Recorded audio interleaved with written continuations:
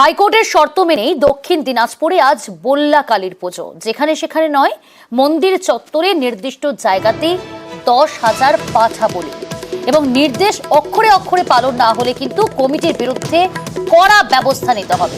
জনস্বার্থ মামলা দায়ের হয়েছিল কলকাতা হাইকোর্টে এবং তারপরেই কিন্তু এই কড়া নির্দেশ আদালতে। এ বিষয়ে আরো জানবো বিস্তারিত। অনুপ রয়েছে। অনুপ, ইতিমধ্যে আমরা জানি জনস্বার্থ মামলা দায়ের এবং তারপরেই কিন্তু কলকাতা হাইকোর্টের কড়া নির্দেশ।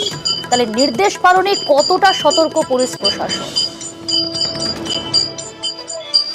দেখো, যেটা পুলিশের তরফ থেকে কিন্তু মেলা চত্বরে নিরাপত্তার জন্য প্রচুর পুলিশ, যেমন সাদা পুলিশের পোশাকে রয়েছে, তেমন সিসি ক্যামেরা রয়েছে। যথেষ্ট নিরাপত্তার দিকে তো প্রত্যেক বছর যেমন থাকে তা কিন্তু এবছরও রয়েছে।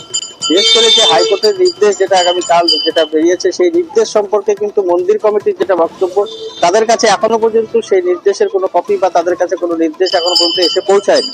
যে কারণে তারা বিগত দিনে যে নির্দেশ মেনে কাজ করতেন, যে নির্দেশ মেনে মূলত যে বলি প্রথা যেটা এখানে চালু আছে, সেই বলি প্রথার যা নির্দেশ প্রশাসন দিয়েছিল, সেই নির্দেশ মতন কিন্তু তাদের কাজ হচ্ছে এবছরও।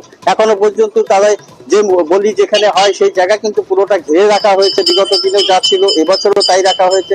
সেখানে কোনো সিসি ক্যামেরার ব্যবস্থা সেখানে পর্যাপ্ত পরিমাণে থাকছে। পাশাপাশি যে একটি প্রাণী বলি হওয়ার সময় আরেকটি প্রাণী যেন সেখানে না থাকে, সেই ব্যবস্থা কিন্তু তারা বিগত দিনেও করে থাকতো, এবছরও তা আছে। সেই জন্য কিন্তু তাদের তরফ থেকে যেটা জানানো হচ্ছে, যেহেতু এখনো পর্যন্ত তারা কোনো নতুন করে নির্দেশের কপি পায়নি, তারা বিগত দিনের যা প্রশাসনের নির্দেশ আছে সেই নির্দেশ মেনেই কিন্তু এবছরও তাদের বল্লা মায়ের পুজো চলছে এই মুহূর্তে। এমনটাই জানাচ্ছে পুজো কমিটি। বেশ, অনেক ধন্যবাদ।